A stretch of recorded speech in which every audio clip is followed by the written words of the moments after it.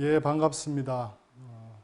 경북대학교 인문학술연구원에서 지역민과 청소년들의 인문 역량 강화를 위해서 강좌를 개설했고, 그 가운데 저는 외국인 이주자의 생활 철학에 대해서 잘 모르지만 이야기를 좀 해야 될 것 같습니다. 먼저 제 소개를 드리겠습니다. 저는 현재 경북대학교에서 강사로 있습니다. 강의하는 과목은 논리와 비판적 사고, 과학기술과 윤리, 상상과 철학 상담 등을 강의하고 있습니다.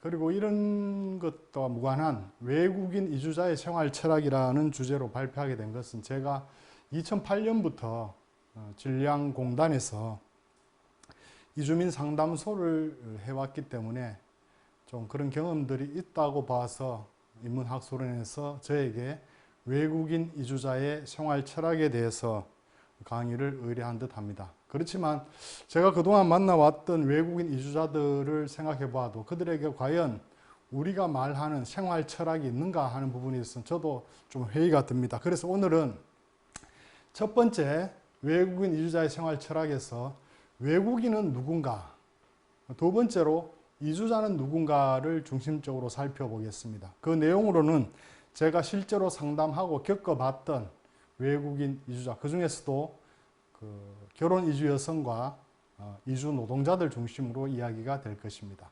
그리고 세 번째, 네 번째, 생활은 뭔가, 철학은 뭔가 이런 부분은 워낙 복잡하기 때문에 오늘은 짤막하게만 언급하도록 하겠습니다. 그리고 동영상 강의에 일반 학생들과 지역민들이 접근했을 때 집중도가 30분 이상을 넘어가면 떨어진다고 합니다. 그래서 저는 강의를 가능하면은 30분에서 40분 안으로 한 꼭지를 마치도록 하겠습니다. 자, 그러면 외국인 이주자의 생활 철학이 저에게 주어진 강의 주제입니다. 그렇다면은 외국인은 누군가라는 것을 먼저 사전적으로 정의를 내리고 넘어가야 할 것 같습니다. 한번 보겠습니다. 국어사전에 위키백과사전에도 나옵니다. 외국인 또는 이방인이라는 것은 거주하거나 체류하는 국가의 국적을 가지지 않은 사람을 뜻합니다. 예컨대 우리가 외국에 나갔을 때에도 거기서 거주하거나 체류할 때 그 국가의 국적을 가지지 않은 사람이 되기 때문에 우리도 역시 외국인이 되는 것입니다. 다만 우리나라에서 외국인이라고 할 때는 그 외국인이 우리나라에 현재 거주하고 체류하지만 우리나라의 국적을 가지지 않은 사람을 뜻한다고 할 수 있겠습니다. 이렇게 외국인이라는 말 뜻을 보면은 또 조금 복잡한 의미도 있습니다. 법률상의 지위라는 개념이 있습니다. 예컨대 법적으로, 원칙적으로는 그 국가의 국민과 동일합니다. 예컨대 범죄를 저지르면 처벌을 받는다거나 혹은 다른 범죄 행위로부터 경찰권에 의해서 보호를 받는다. 이런 것들, 법률상의 지위는 원칙적으로 그가 현재 체류 또는 거주하고 있는 국가의 국민과 동일합니다. 그렇지만 참정권, 선거권과 비선거권이죠. 그 다음에 광업 소유권, 그 나라의 광물 자원을 소유할 수 있는 권리, 또 출입국 따위와 관련된 법적 권리에서는 제한을 받습니다. 출입국 관련 법적 권리는 앞으로 얘기하면서 많이 다루게 될 것입니다. 결혼 이주 여성도 그렇고 이주민 노동자도 그렇고 출입국 비자, 그 다음 체류 기간 연장 이런 것들이 늘 문제가 되고 있기 때문입니다. 조금 이따가 볼 결혼 이주 여성의 자녀들 문제가 생겨날 때도 역시 이 출입국 문제가 중요하게 다뤄집니다. 이런 외국인, 그 나라에 거주하거나 체류하지만 그 나라의 국가의 국적을 가지지 않은 사람은 우리나라의 경우 2007년 8월 통계청 자료에 의하면 100만 명에 달했습니다. 이것이 약 10년이 흘러서 2016년 6월에 200만 명으로 2배로 늘어납니다. 그리고 다시 5년이 지나서 2019년 12월에 252만 4,656명을 기록하게 됩니다. 엄청난 수치죠. 그 내용을 보면은 중국인들이 가장 많고, 그 다음에 베트남인, 그 다음에 태국인, 그 다음에 미국인 순서로 분포하고 있음을 알 수가 있습니다. 국적별 현황을 보기 전에 그 국가에 거주하거나 체류한다고 했을 때 보통 90일 이상 장기 체류자를 분류하고 그 다음에 90일 미만의 단기 체류자를 구분합니다. 90일 이상의 장기 체류자는 173만 1,803명입니다. 2019년 12월 자료입니다. 68.6%가 장기 체류자죠. 그 다음에 단기 체류자, 90일 미만의 단기 체류자는 79만 2,853명으로 31.4%를 차지합니다.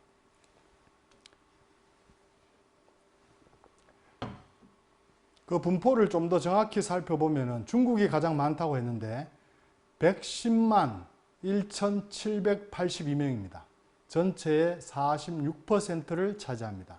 이 110만 1,782명 가운데 우리가 흔히 말하는 조선족이 있죠. 조선족이 70만 1,098명으로 63.3%를 차지합니다.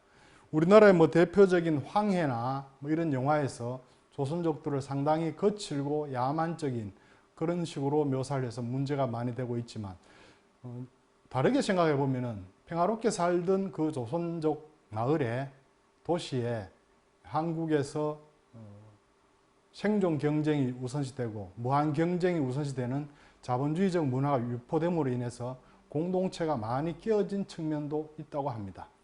중국 다음에 베트남입니다. 베트남은 22만 4,518명입니다.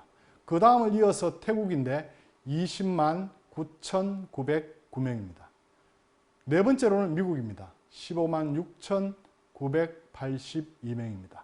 이 미국인들 가운데는 우리가 흔히 학원에서 보게 되는 원어민 강사들이 많이 포함되죠.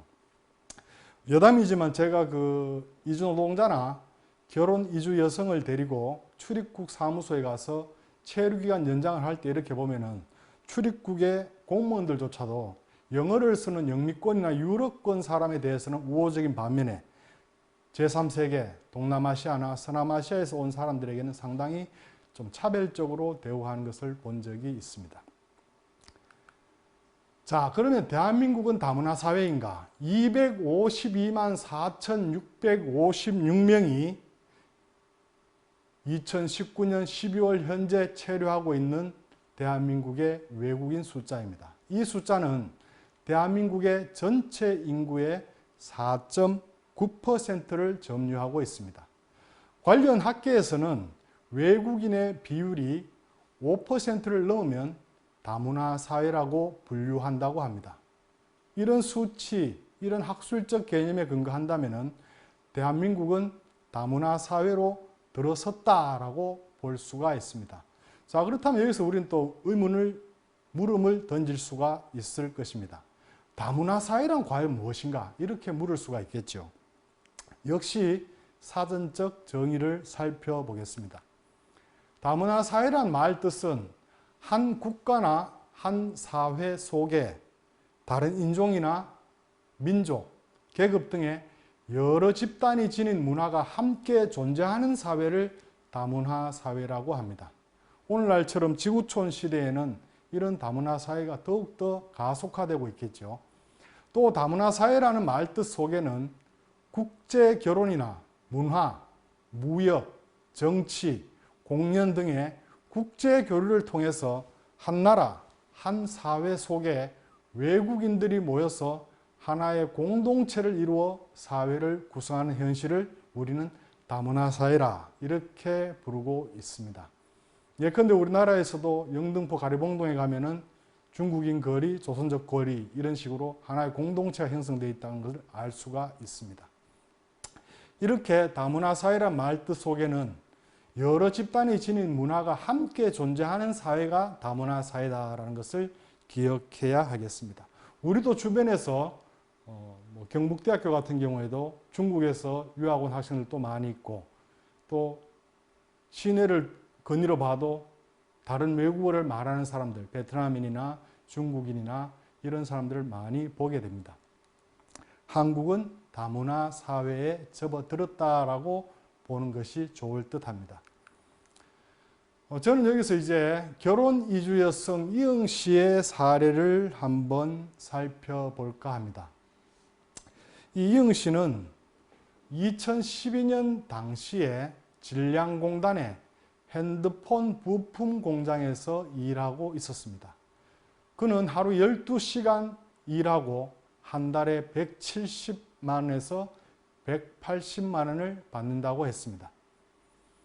베트남 출신인 이응 씨는 경북 북부 지역의 농촌에 20대 초반에 시집을 왔습니다. 당시 남편은 40대 후반이었고 남편의 전처와 시부모 수발 문제로 이혼한 상태에 있었습니다. 당시 시아버지는 중풍으로 반신불수 상태였고 시어머니는 치매에 걸려 있었습니다. 이응 씨의 남편은 장남으로서 5명의 시동생을 거느리고 있었습니다. 이응 씨의 말에 의하면 장남인 남편은 한 달에 제사만 6번을 지내야 했다고 합니다. 그 음식을 다 만들고 하는 것이 이응 씨의 몫이었다는 거죠. 그런데 이응 씨가 시집 오자마자 20대 초반에 시집 오자마자 낮에는 하루 종일 양파 수확이나 마늘 수확을 힘들게 일했다고 합니다. 그래서 그의 표현에 의하면 양파를 수확하고 마늘을 수확하고 너무 힘들어서 눈물이 뚝뚝 흐를 정도로 일을 했다고 합니다. 이렇게 힘들게 일하고 또 밤에는 치매 걸린 시어머니가 못 보던 젊은 여자가 와 있으니까 도둑년이라고 욕을 쉬지 않고 해대어서 잠을 거의 못 자서 첫 번째 아기를 유산했다고 얘기했습니다. 남편은 가끔 용돈으로 쓰라고 10만 원, 5만 원씩을 찔끔찔끔 주었다고 합니다. 문제는 이응 씨의 베트남에 있는 친정 어머니가 중병을 앓고 계신데 치료비를 전혀 주지 않았다는 겁니다. 그래서 다투다가 가출해서 공단에서 보증금 50만 원에 월세 23만 원에 원룸에 귀가한다고 말했습니다. 그때가 상당히 쌀쌀한 날씨였는데 겨울철이었던 것 같습니다. 이응 씨 말로는 전기세를 아끼려고 방 안에 전기장판도 켜지 않고 냉방에서 잔다고 했습니다.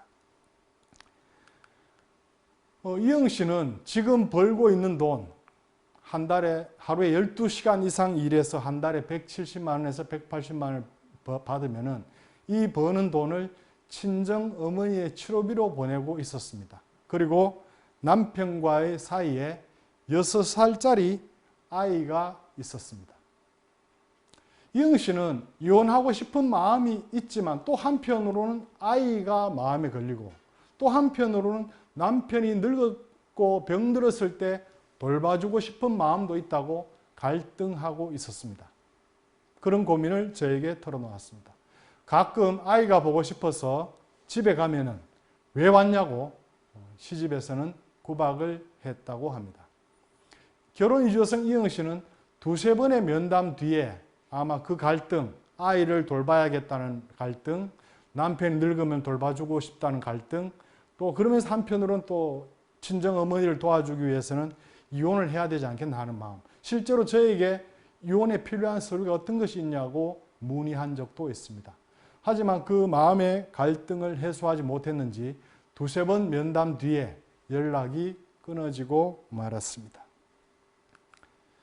자, 여기서 우리는 다문화라는 말에 담긴 차별에 대해서 한번 살펴보겠습니다. 한국에 시집와서 살고 있는 여성들이 외국인 이주자로서 말하는 우리가 흔히 통칭 다문화라고 표현하는데 이 다문화에 담긴 구별짓기를 영상을 통해서 한번 살펴보겠습니다. 한 8분 정도 되는 영상입니다. 다문화 그 단어 들은 순간 약간 좀 구별 있는 느낌? 아니 우리 이름이 어디로 가는 거예요? 이름 전민등록증 받고 사람이 이름이 있는데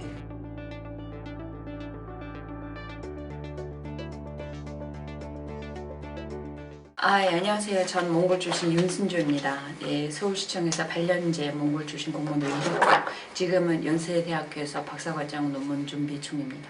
96년 말에 와서 한국 무역회사 다니다 여기 와서 그리고 한국이 너무 좋아서 왔다 갔다 하다가 2005년도에 남편 만나서 결혼하고. 안녕하세요. 저는 베트남에서 온 드엉하 안푸엉이라고 합니다. 한국에서 산 지 4년 됐습니다. 안녕하세요. 한국에 20년째 살아가고 있는 이지여선 자주단지 톡투미 대표를 맡아 있는 이레샤라고 합니다.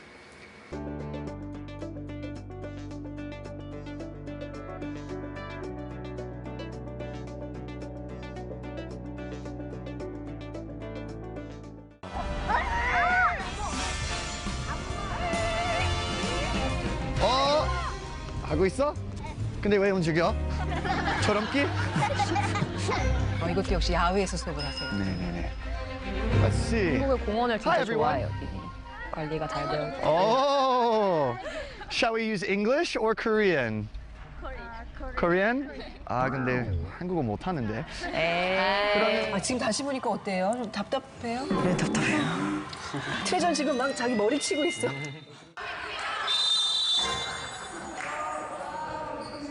질줄 알았다니까요. 네, 질줄 알았어요. 잘 연습해도 한 번도 안 해봤잖아요. 근데 오늘 뭐 대만족입니다.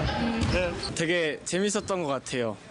되게 약간 다문화 가정 애들이랑 같이 하니까 뭔가 되게 느낌도 색달랐고 되게 치열하면서도 재밌었던 것 같아요.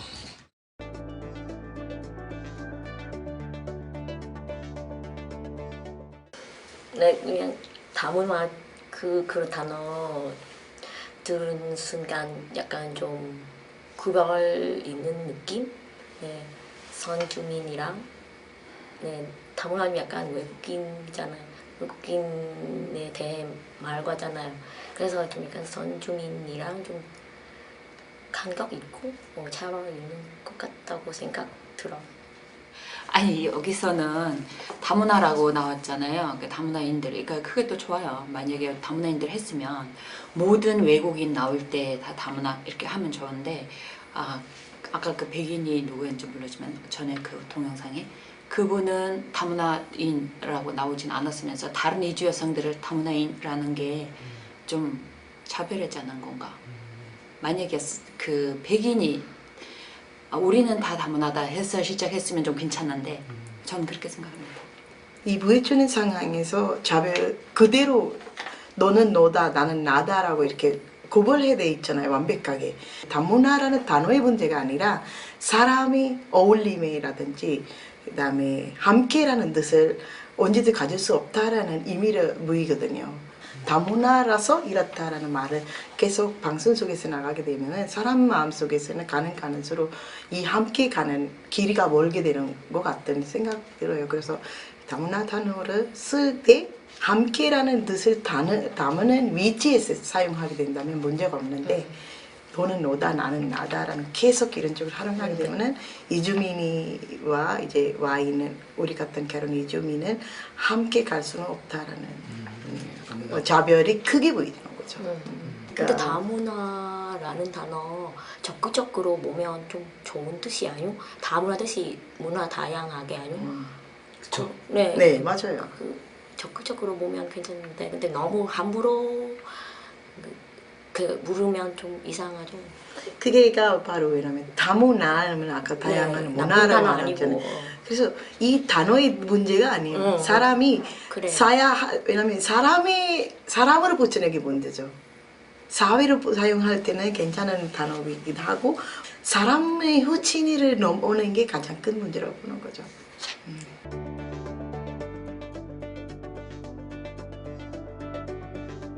아니 우리 이름이 어디로 살아가는 거냐고. 이름. 주민등록증 받고 사람이 이름이 있는데 그 사람이 이름을 왜 못 사용하냐고요.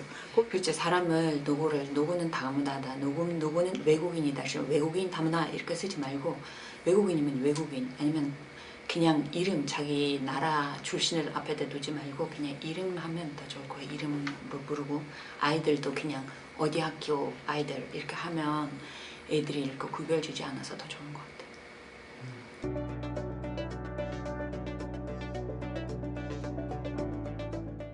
그래서 우리 애 학교에 와서는 가족 수업을 하는 선생님이 지금 작년 얘긴데 대가족 손들어 그랬대. 우리는 대가족이니까 손들었대요. 그랬더니 다문화 손들어 이랬대요. 그래서 우리 애도 손들었대요. 그랬더니 뻥치지 마 이러더라고요. 그럴 때 아니 어떻게 지금도 그거를 사용하고 있는 강사들이 있다는 게, 선생님들이 있다는 게.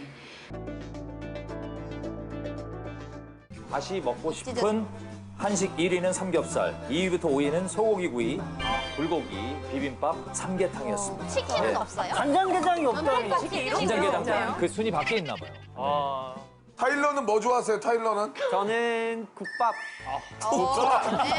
아니 근데 요즘에 미국에서 한식 파는 분들이 점점 생기는데 다들 불고기, 삼겹살 이런 거 많이 파시는데 국밥을 찾을 수가 없어요. 막 돼지국밥이나 순대국이나 막 이런 거 아예 없어요. 그래서 가면 먹고 싶어지더라고요. 한국 사람이네. 한국 사람이네. 순댓국 좋아해요? 그거 약간 순대국 진짜 좋아. 약간 그 비이상할 수 있는데. 아 그게 새우젓이랑 그게 맞아. 진짜 맛있죠. 야, 오늘 저녁 순댓국이다. 타일러가 진짜 한국 사람이다. 국밥 좋아하면 끝나는 거야. 근데 뭐 한국 사람 다 됐네. 그런 소리 많이 들었잖아.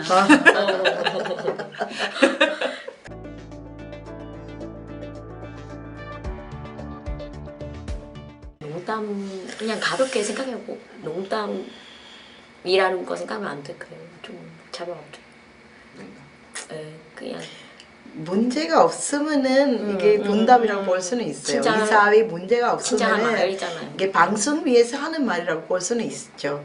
근데 사실 이 다문화에 문제가 있는 거잖아요. 가는 수로 아직도 20년 가도 같이 일하는 의지가 없기 때문에 우리가 이제 이런 거 살펴보는 거 아니면 아까 말하는 그냥 가볍게 생각하면 그런 말이 그냥 농담이라고 생각하지만 조금 이게 반대로 보면은 외국에 가면은 그런 외국 음식이 자유롭게 먹으면 우리도 그럼 그 나라 사람 다 됐니라고 말을 할 필요는 없는 거잖아요. 이 언론이나 이런 데서 활용하는 이런 단어들에서 주는 멘트에 따라 사람들이 지금 없다면은 변경이 없다면은 문제가 없어요. 근데 변경이란 자체 강하게 있기 때문에 문제라고 우리가 살펴볼 수 있는 거죠. 근데 한국 사람으로 다 됐나 하는 게 칭찬으로 얘기하잖아요. 사람들은 재밌게 한국 칭찬. 그 사회, 한국 문화에 한국 음식이 잘 익숙해졌다.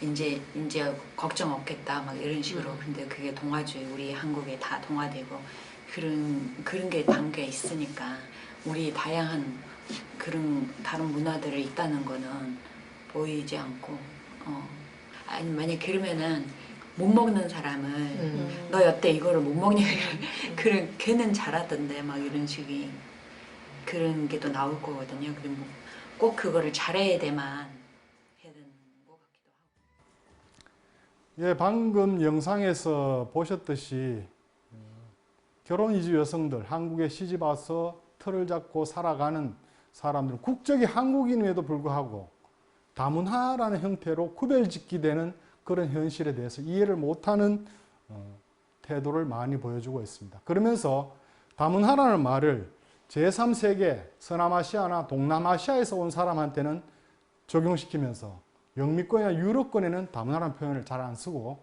당연히 그들은 여기서 활동할 수 있는 사람이라는 다문화라는 표현을 쓰지 않는 데서 이 다문화에 담긴 차별을 여성들은 결혼 이주 여성들이 스스로 자기 입으로 자기들의 심정을 토로하고 있습니다. 그리고 한 아이의 어머니 같은 경우에는 학교에서 선생님이 가족 조사를 했는 모양입니다. 대가족 손들어봐 해서 손들었는데 그 다음에 다문화 가정 손들어봐 했다는 겁니다. 이 다문화 가정이라는 말이 우리 사회에서 약간의 구별짓기, 차별하기의 의미로 쓰이진 않는지 우리가 좀 조심해야 되지 않을까. 영미권이나 유럽권의 사람들에 대해서는 되게 관대하면서 그렇지 않고 피부색이 다르고 말씨가 다른 동남아시아나 서남아시아 계열 사람들에게는 좀 차별하고 구별짓는 형태로 다문화라는 말을 쓰지는 않았는지 우리가 한번 반성해 봐야 되겠습니다. 자, 그런데 이 이주민의 역사, 외국인 이주자에는 역사가 있습니다. 그 말을 뜻하는 게 디아스포라라는 그리스 말인데, 원래 이 말은 디아스포라라는 말은 흩뿌리거나 퍼뜨리는 것을 뜻하는 그리스어에서 나온 말입니다. 이 말의 디아스포라의 정확한 의미는 특정한 민족이 자의적이든 타의적이든 기존에 살던 땅을 떠나서 다른 지역으로 이동하는 현상을 일컫습니다.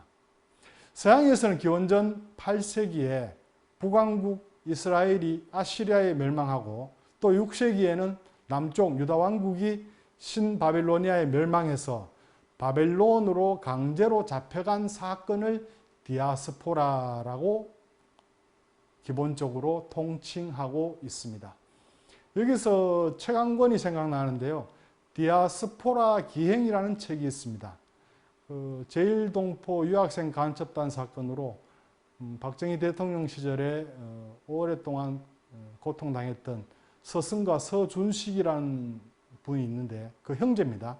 형제의 막내 동생 세 번째 서경식이라는 분이 디아스포라 기행이라는 책을 썼습니다. 짤막짤막한 내용으로 전 세계에 흩어져 있는 디아스포라인들의 어떤 유적지들을 찾아다니면서 그 사람은 왜 그렇게밖에 살 수 없었을까? 그 사람은 왜 그렇게밖에 행동할 수 없었을까? 이런 것들을 아주 깔끔한 문장으로 잘 정리해 놓은 디아스포라 기행이라는 책이 서경식 씨가 쓴 책이 있습니다. 서경식 씨는 한국에서는 제1동포 철학자로 불립니다. 그 자신이 일본에서는 일본 시민권을 가지지 못한, 국민권을 가지지 못한 디아스포라이기 때문에 그런 책을 썼다고 여겨집니다. 시간이 되시면 한번 꼭 찾아보시기 바랍니다. 디아스포라의 사례로 보면은 유대인과 그리스인들의 디아스포라는 고대에서부터 현대까지 지속적으로 일어났다고 합니다. 또 우리가 디아스포라를 생각할 때 제일 먼저 떠오르는 게 집시, 유럽의 집시가 있죠. 이분들은 인도 북부 지역에서 기원한 사람들인데, 이 집시는 꾸준히 이주해서 11세기 무렵에 페르시아에 들어갔고 14세기 초에는 유럽의 노예로 공급되었다고 합니다. 또 19세기 아일랜드인들의 디아스포라 사례가 있습니다. 19세기에 아일랜드인들은 영국, 미국, 캐나다, 오스트리아, 뉴질랜드 등으로 대규모로 이주하게 됩니다. 아마 그 당시 경제적 공황과 기근이 중요한 이유였다고 보여지는데요. 이것은 당시 아일랜드 인구의 45%에서 85% 가까이 이주를 했다고 보여집니다. 그 다음에 우리가 잘 아는 아프리카인들이 있습니다. 16세기에 본격화한 대서양 노예 무역으로 강제로 아메리카 대륙으로 붙잡혀 갔던 사람들입니다. 아메리카 대륙이라는 것은 상당히 특이한 대륙이죠. 일단 남아메리카는 스페인과 포르투갈이 식민지 점령을 했고, 북아메리카는 지금 최강대국으로 손꼽히는 미국이 원주민들을 학살하면서 세운 나라죠. 그러면서 아직까지도 그 문제가 해결이 되지 않아서 원주민의 후손들, 우리 흔히 인디안이라고 잘못 부르고 있는 원주민의 후손들이 연방정부를 상대로 자기들의 조상들에게 행한 미국 연방정부의 범죄 행위에 대한 사죄와 배상을 요구하는 법적 소송이 아직까지도 이어지고 있다고 합니다. 자, 그럼 이제 디아스포라도 살펴봤고 외국인도 살펴봤고 이주란 무엇인가를 한번 살펴보겠습니다. 국제이주기구라는 데가 있습니다. 거기에 사무총장 윌리엄 스윙이라는 사람이 이주는 21세기 트렌드라고 말을 하고 있습니다. 21세기의 유행이 이주라는 거죠. 전 세계 이주자는 현재 10억 명에 달하고 있으며 인구의 7명 중에 1명이 이주자라는 겁니다. 앞서 살펴봤듯이 이주의 역사라는 것은 인류의 역사와 함께 시작했습니다. 우리 민족도 원래부터 이 한반도에서 살았던 건 아니죠. 중앙아시아에서 발원해서 넘어 산맥을 넘고 강을 건너 계속 이주하다가 결국 이 한반도까지 왔던 것으로 역사의 학계와 고고학계에서는 추론하고 있지 않습니까?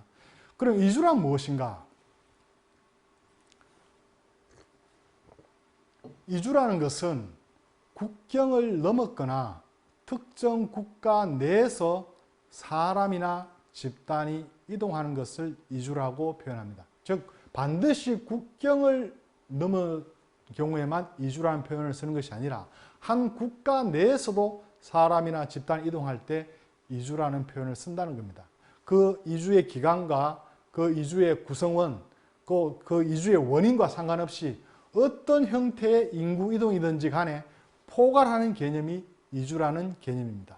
난민이나 이재민이나 경제적 이주자나 가족 재결합 등의 목적으로 이동하는 사람들을 다 통칭하는 것이 이주라는 개념입니다. 작년 말입니까? 올해 초입니까? 제주도에 예멘 난민들이 집단으로 들어와서 사회적으로 크게 언론에서 다뤘던 적이 있습니다. 그런 난민들도 이주에 포함되고 있습니다. 자, 이렇게 해서 외국인, 디아스포라, 이주 살펴봤습니다. 그럼 외국인 이주자의 생활 철학이니까 이주자에 대해서도 살펴봐야 되겠죠. 국제이주기구가 정의 내리는 개념을 규정 짓는 이주자에는 첫 번째로는 대상의 법적 지위나 그 사람이 그 현재 있는 국경을 넘었던 국내 어느 국내에 있던 그 국가 내에서 법적 지위가 있느냐 없느냐, 그 다음에 그 이동이 자발적으로 하느냐 타의적으로 하느냐 이 여부, 그 다음에 그 이동의 원인, 그 다음에 해당 국가 내 체류 기간에 관계없이 국경을 넘는 중이거나 국경을 이미 넘은 자 또는 국내에서 거주지를 떠나 이동 중이거나 이동한 자 모두를 이주자라고 부른다는 겁니다. 개념이 조금 복잡한데 대상의 법적 지위, 이동의 자발성 여부, 이동의 원인, 해당 국가 내의 체류 기간과는 아무 상관없이 국경을 넘는 중이거나 국경을 이미 넘은 자 혹은 한 국가 내에서 거주지를 떠나 이동 중이거나 이동하는 사람을 모두 이주자라고 통칭한다는 것입니다. 그게 국제이주기구가 정의하는 이주자입니다. 자, 여기서 저는 제가 상담했던 결혼 이주 여성 희어 씨의 사례를 한번 살펴보겠습니다. 베트남인인 희어 씨는 한국 남성과 결혼해서 혼인 비자로 입국했습니다. 입국했는데 남편이 매일 술을 먹고 구타를 일삼아서 견디지 못해서 가출을 해서 공장에서 수도권의 공장에서 일을 하고 있었습니다. 그러다가 베트남 남성과 알게 되었고 그 남성과 동거 중이었습니다. 이미 3살 먹은 사내 아이가 있었고 둘 사이에는 또 한 아이를 임신 중이었습니다. 문제는 이게 결혼 형태가 아니고 동거 형태니까 동거남이 변심하면서 생활비를 주지 않았고 이 여성은 희어 씨는 이미 임신 중이었기 때문에 일도 할 수 없어서 만삭의 몸으로 너무 힘들어 하다가 생활비 때문에 힘들어 하다가 동네 파출소에 가가지고 경찰한테 제발 저를 베트남으로 보내주세요 이렇게 호소하는 사건이 벌어졌습니다. 그래서 파출소에서 이렇게 저렇게 연락하다 보니까 결국 저랑 연결이 된 사람이 결혼 이주 여성 희어 씨였습니다. 이 여성은 희어 씨는 생계도 막막했지만 당장 만삭이 된 임신한 아이를 출산할 병원비조차 없었습니다. 그래서 어떻게 소개를 받아서 당시 대구의 파티마 병원 사회복지실장을 하시던 마리폴 수녀님의 도움으로 다행히 입원해서 출산까지 무료로 할 수가 있었습니다. 그때 같은 산부인과 병실에 있던 한국 여성들이 희어 씨를 불쌍하게 여겨서 많은 호의를 베풀어 주었습니다. 거기에 대해서 다시 한번 감사드립니다. 그런데 이 여성이 결혼 이주 여성 희어 씨가 출산할 즈음에 가까스로 연락이 닿은 동거남이 생활비를 조금이나마 되어 주어서 겨우 입에 풀칠하며 살았습니다. 그러니까 애 두 아이를 키워야 되고 생활도 해야 되는데 동거남이 가져다 주는 생활비로는 턱없이 부족했다는 거죠. 그래서 희어 씨는 강인한 생명력을 가지고 마리폴 수녀님을 직접 찾아가서 육아에 필요한 경비들을 계속 지원받는 끈질긴 태도를 보여주었습니다.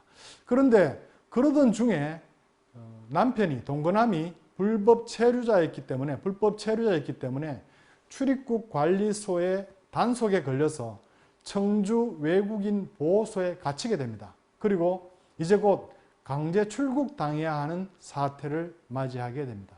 희어씨로서는 결혼 이주 여성인 희어씨로서는 안 그래도 생활비도 많이 받지 못하는데 이제 그 동거남마저 떠나보내야 하니까 막막했겠죠. 그래서 알아보니까 출입국 관리소에서 하는 말은 두 아이가 친자식이라는 것을, 이 두 사람의 친자식이라는 것을 유전자 검사로 확인해서 확인서를 제출해야지만이 이 아이들을 베트남으로 데리고 갈 수 있다고 했습니다. 그래서 할 수 없이 청주 출입국 관리소에 있는 사람을 잘 아는 친구 변호사의 소개로 제가 직접 그 청주 외국인 보호소에 들어가서 그 동거남의 머리카락 몇 올을 채취해 와서 다시 파티마 병원에 가서 마리 폴 수녀님의 도움으로 희어씨와 같이 유전자 확인 검사를 하고 확인서를 제출할 수 있었습니다. 동거남이 강제 출국 당하고 나서 결혼 이주 여성 희어씨는 여전히 마리 폴 수녀님의 도움을 받으면서 생계를 유지하다가 마리 폴 수녀님이 주선해 준 비행기표를 받아서 희어씨는 두 아이와 함께 고향으로 돌아갔습니다. 이 결혼 이주 여성 희어씨를 보면 대단히 끈질긴 생명력을 가지고 자신의 두 아이를 지키기 위해서 노력했던, 앞뒤 가리지 않고 무조건 도움을 요청하는 그 적극적인 태도가 아직도 기억에 납니다. 여기서 우리는 결혼 이주 여성들 초기, 지금은 좀 그런 것들이 많이 줄어들었는데요. 제가 처음 시작했던 약 10여 년 전만 해도 베트남 여성이 한국에 오는 것은 좀 매매혼의 성격이 강했습니다.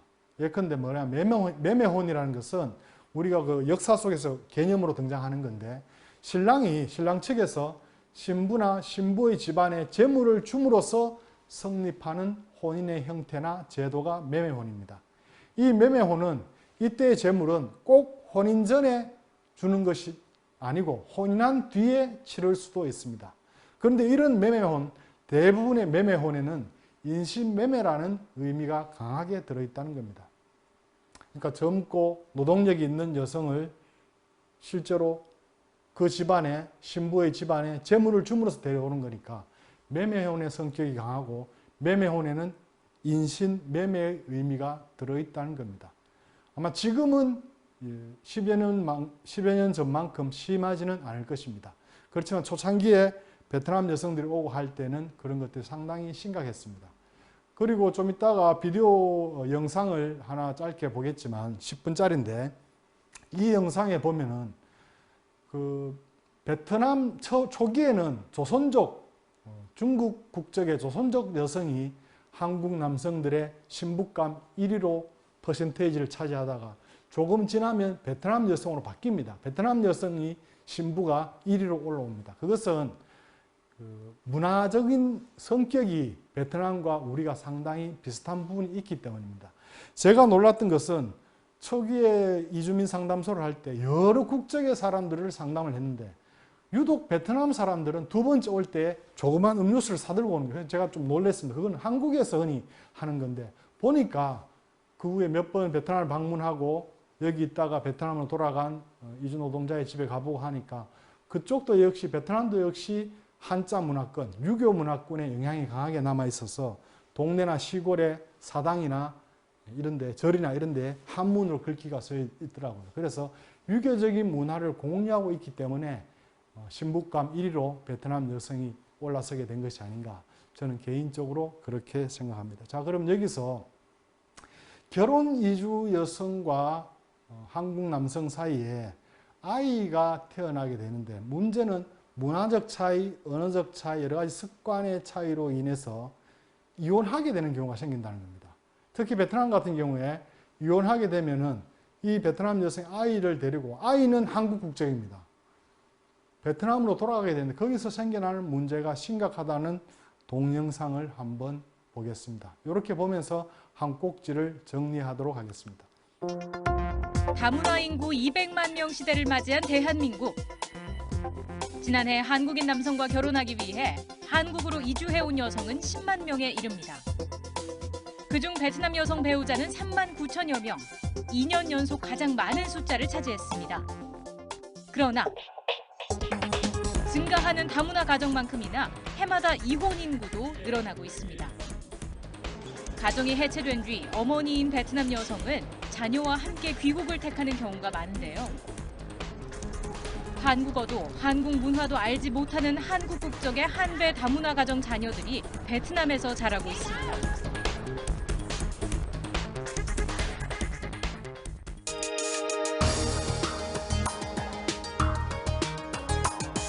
안녕하십니까. 제덕국가재단 이사장 한우성입니다.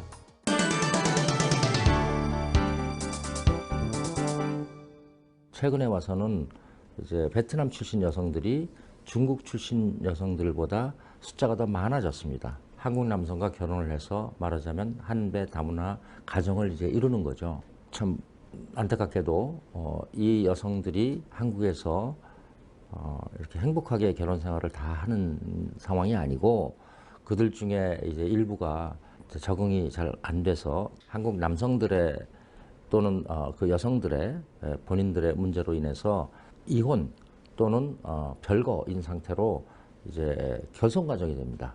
결혼을 한 한배 다문화 가정의 약 23% 정도가 이혼을 하고요. 그다음에 별거 케이스는 이제 통계가 안 잡히잖아요. 그런 상태로 이제 돌아가시는데 자기의 자녀들을 데리고 돌아가는 거죠. 이 자녀들은 혈연적으로 보면은 50%는 코리안이고 50%는 베트남인이잖아요. 그런데 국적을 보면 이제 대한민국 국적자가 압도적으로 많습니다. 다문화 가정의 해체, 그 원인은 어디에 있을까요? 영등포 다문화지원센터에서 베트남 여성들의 상담을 도와주는 현정 씨에게 물어봤습니다.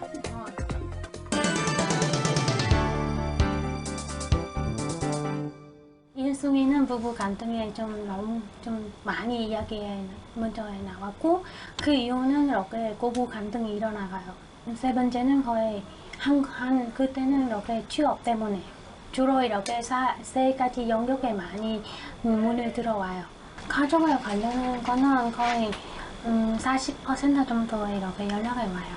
나머지는 이렇게 남편과 그렇게 좀 갈등이 일어나거나 하면 남편한테 이렇게 전달하고 싶은 거 그런 거 더 많아요. 부부 갈등은 어떤 문제 때문에 많이들 겪고 있나요?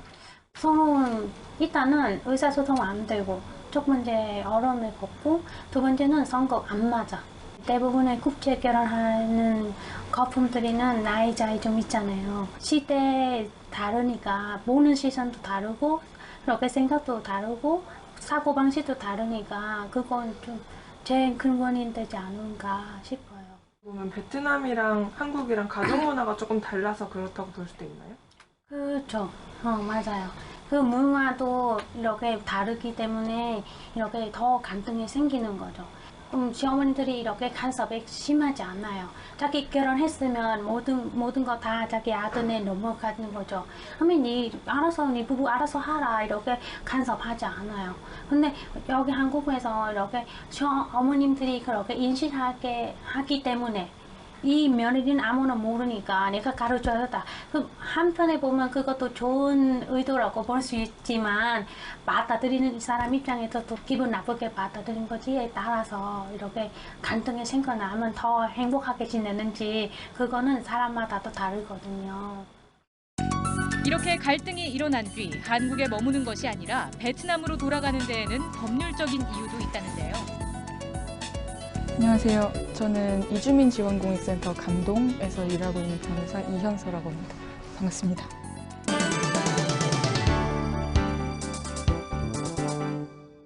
한국인의 일반 이혼 소송하고 다른 게 처리 자격이 걸려 있다 보니까 제일 사실 이혼 소송을 할 때 가장 중점이 되는 거는 귀책 사유가 누구한테 있느냐는 거예요. 결혼 이주 여성 사건의 경우에는 만약에 한국에서 계속 지내기를 원하는 경우에 이혼을 하게 되면 기본적으로는 혼인비자의 효력이 사라집니다. 그래서 다시 이제 귀국을 해야 돼요. 베트남으로 귀국한 한배 다문화 가정 자녀는 어떤 현실과 마주하게 될까요? 어머니는 한국 국적이 없더라도 한국인 아버지와의 사이에서 아이가 한국에서 태어나면 한국 국적이 생기거든요. 한국 여권을 발급을 받고 이제 여러 과정을 거쳐서 아이를 데리고 이제 본국으로 돌아가서 거기서 아이를 양육하다가 이 아이는 국적은 한국인 거잖아요. 근데 여권 만료되지 않게 갱신을 해줘야 나중에 이 아이가 그 여권으로 어디든지 다닐 수가 있는 건데 그 친아버지의 그 동의가 필요하더라고요. 여권 갱신을 하는 거에 있어서. 그래서 그것 때문에 몇 년 동안 보지도 못했던 뭐 친아버지를 찾아서 하지 않으면 여권이 갱신이 안 되고 그런 경우들 어려움이 있어요.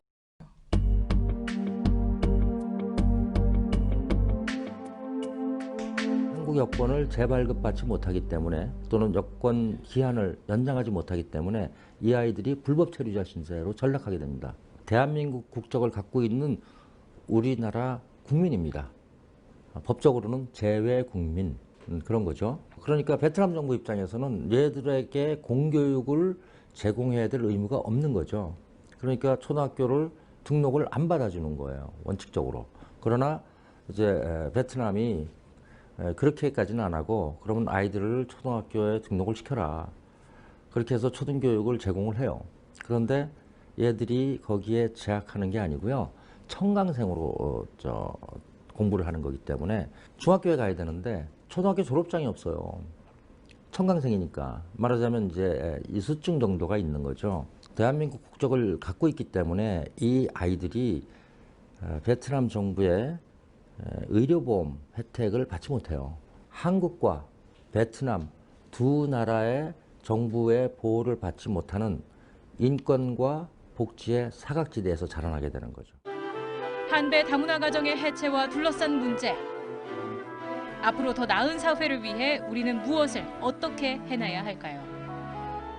비자 문제를 좀 현실적으로 좀 개선을 해야 될 것 같아요. 이게 지금의 비자 체류 자격을 발급해 주는 문제나 연장이나 갱신하는 문제가 굉장히 까다롭거든요. 이게 한국에 있는 가족들이 그걸 빌미로 볼모로 삼아서 외국인 등록증을 이랑 여권을 따로 뺏어서 통제를 하고 관리를 한다든지 이런 경우가 있어요. 그래서 그런 일이 안 생기게끔 좀 비자를 연장하거나 갱신하는 과정에서 기준이 조금 완화가 돼야 될 것 같고요. 그리고 또 두 번째로는 인식 개선이 조금 더 이루어져야 될 것 같아요. 그 베트남 여성분이 한국으로 결혼을 해서 하러 와서 살고 있어도 어쨌든 이분은 베트남 사람이고 베트남에 본인의 가족들이 있잖아요. 근데 이 한국 가족분들 중에서는 너는 이제 한국으로 왔으니까 한국 문화에 모든 걸 다 맞춰야 된다. 근데 우리는 베트남 문화에 맞출 필요가 없어. 왜냐면 여긴 한국이니까. 그러니까 이런 식으로 해서 전혀 우리나라가 지금 지향하는 다문화가 이루어지지 않아요. 그러니까 굉장히 일방 문화로 좀 강요를 하는 그런 분위기로 많이 가고 있어서 현실은 사실은 그래서 조금 더 그런 인식을 개선하는 교육이 좀 더 이루어져야 될 것 같고요. 우리가 지금 우리 국민인 이 어린이들을 돌보지 않는다면 이 아이들의 그 인생이 어떻게 전개될지 하는 것을 우리가 쉽게 짐작할 수 있습니다. 문제는 베트남 정부도 대한민국 정부도 이 아이들이 몇 명이나 되는지를 몰라요. 지금 저희가 갖고 있는 통계로는 애들이 4,000명 정도 될 것이다 라고 통계는 잡고 있지만 그러나 실제로는 그보다 훨씬 많을 수밖에 없습니다. 또 다른 심각한 문제 가운데 하나는 규모를 모를 뿐만 아니라 도대체 어디에 사는지를 모릅니다. 그러니까 분포 이거를 정확히 파악을 해야 되는데 지금 이게 쉽진 않죠. 이 베트남이 아직도 그 유교 문화가 그 전통이 있는 나라라서 이 여성들이 외국에 가서 결혼해서 실패하고 돌아온 여성이다라는 일종의 사회적 낙인이 있단 말이에요. 그러니까 자기가 나 이런 사람이다. 나를 좀 도와달라 이런 말을 못 하는 거예요. 그러니까 그들이 그렇게 용감하게 나설 수 있도록 어떠한 그 사회적인 그런 장치나 시스템이 좀 마련되는 게 대단히 중요하다고 생각합니다. 그러니까 한국어 교육시켜야죠. 또 이 아이들의 정체성 교육시켜야 되죠. 이 아이들이 좀 더 건강하고 또 훗날 한국과 베트남의 관계를 이끌 수 있는 지도자로 이 아이들이 성장할 수 있도록 우리가 지속적으로 관심을 갖고 실제로 현실적으로 도움이 되는 정책을 펴야 된다고 생각합니다.